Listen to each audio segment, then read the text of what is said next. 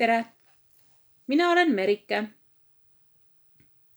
Hull aeg nõuab hulle tegusid ja tänase päeva hull tegu minu jaoks on selle video ülesvõtmine.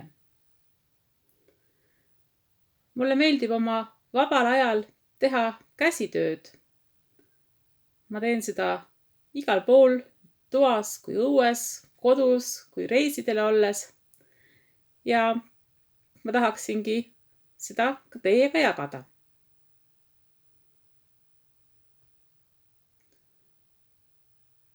Ma mõtlesin, et algatuseks ma näitan teile, mida ma siin oma kodus olen õmmelnud.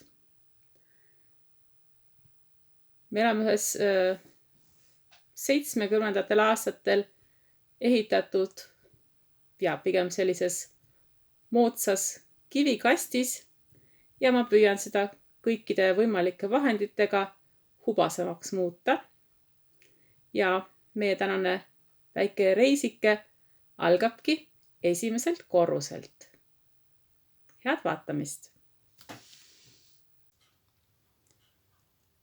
Aknad on maja silmad. Akende kaudu me vaatame maailma ja maailm vaatab ka meid. Ja täna ma tahaksingi rääkida siin mõnest oma tehtud kaardinast ja me näemegi siin minu kõige uuemat kaardinat köögis. Selle ma valmistasin siin umbes nädal aega tagasi. See on õmmeldud joojo tehnikas. Siin on üksikud kangast ringid, lihtsalt omavahel käsitsi kokku õmmeldud. See on sellepärast üks väga tänuväärne tehnika, et siia saab panna kõiki võimalikke kangaid, sellepärast et seda kardinat ei ole vajalik ega ka võimalik hiljem enam triikida, nii et ei ole tähtis jälgida kanga koostist. Siin on puuvillane kangas, aga on ka segakiuskangad. Peaasi, et oleks umbes ühe paksused kangad, et see hästi hoiaks ega ei oleks liiga lörts. Ja tähtis on siin minu arvates lihtsalt värv. Ma tegingi sellise ülemineku tumedast heledamasse, palju päikest, palju rõõmu ja armastust, punane ja kollane värv, mis annab hommikul värsket energiat. Ja ma tahtsin, et siin oleks ka natuke rohelist, meie väiksed tupsrohtliiljad, mis on väga head toataimed, õhupuhastajad ja nende jaoks ma sõlmisin sellised amplid, võttisin ülejäänud kangaribad, punusin nendest patsid ja hõõrusin need käte vahel natuke karvasemaks. Selline tekstuur ongi taotluslik, ta oleks selline natuke boheemlaslik ja selline mõnusalt hubane, kodune.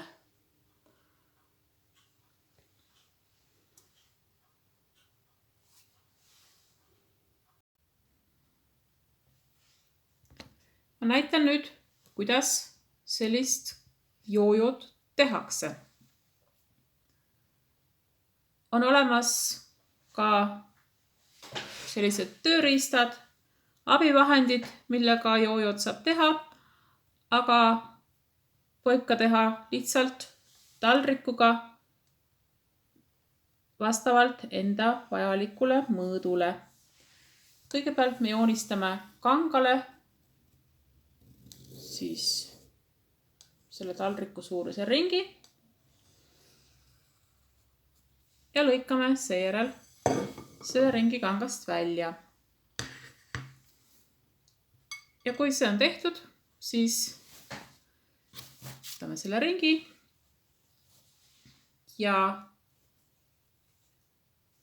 pöörame lihtsalt serva tagasi ja traageldame ühtlaste umbes sentimeetriste pistetega ja kroogime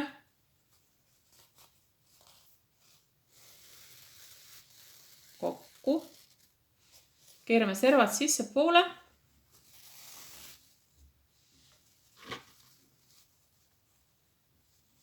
aga tähtis on kasutada stabiilset niiti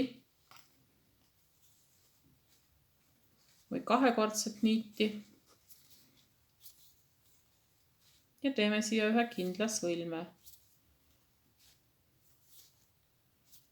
Võib veel paari pistega kinnitada ja ongi meie jooju valmis. Siin oli selle taldriku läbimõõt 18 sentimeetrit ja valmis joojo tulemus on 8 sentimeetrit. Nii lihtne see ongi.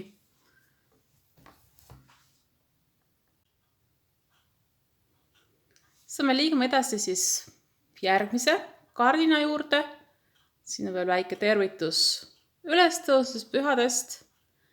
Ja see on meie söögituba, meie söögilaud. Vaade meie suurepärasele puuriidale. Ja siin on siis pakkuda meil selline kardin. Kui köögis oli tähtis see, et kardin oleks lihtsalt värviline ja need kangad olid kokku kroositud ja täpselt polnud näha, milline see kangas ise välja näeb, siis siin on hoopis teistsugune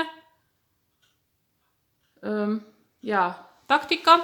Siin on hoopis niimoodi, et siin on kasutatud kangaid, mis on väga armsad ja väga ilusad ja just on tahtis olnud presenteerida neid kangaid ja nende ilu.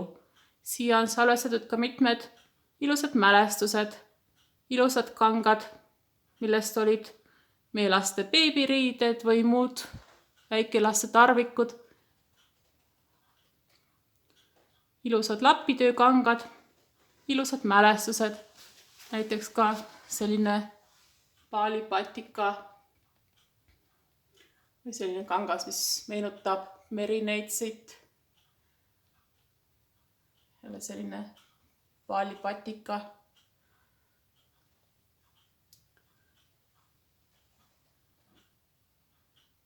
Sellised lapitöökangad, mis on olnud ka suhteliselt hinnalised ja neid ei saa ju lihtsalt panna ühte hunnikusse, sest nii nad ei saaksid mõjuda.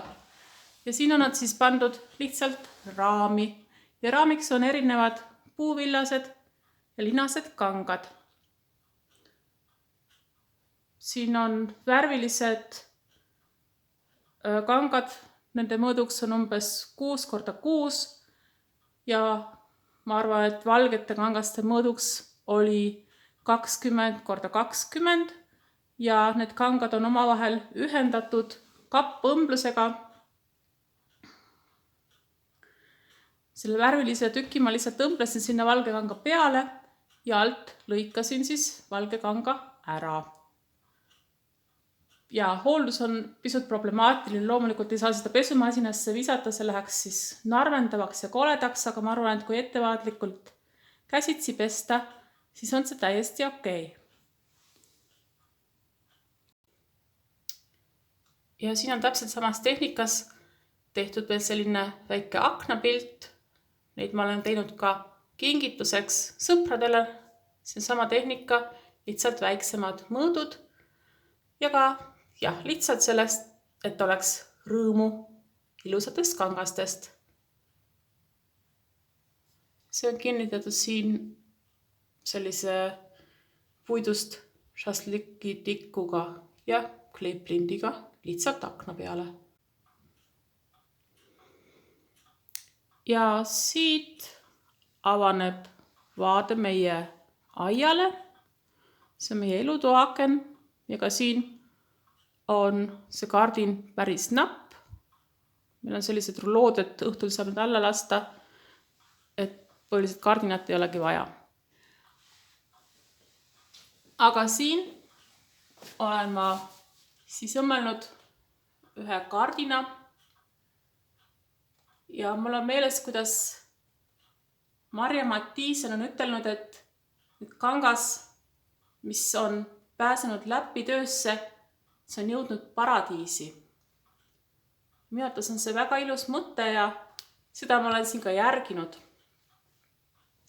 Siia kardinasse on jõudnud üks vana laudlina umbes 30-40 aastatest, mille tikkis minu abikaasa vanatädi.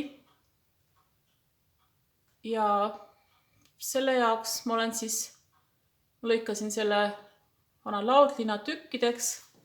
Ma võtsin sealt ainult need ilusad tikandid välja ja õmblesin selle palkmaja stiili. Õmblesin need ribad siia ümber. Ikka ühele poole ja teisele poole. Siin ma olen kasutanud selliseid kergeid valgeid kangaid, kerged linased kangad, puuvillased kangad.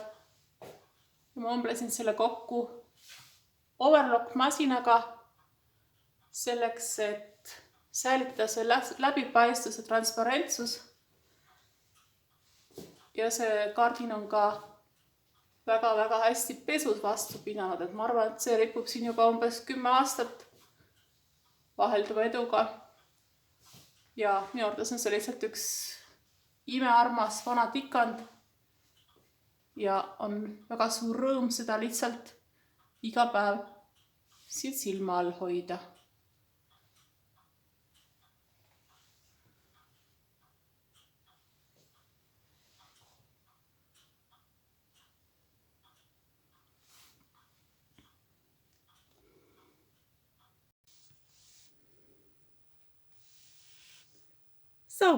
See ongi tänaseks kõik.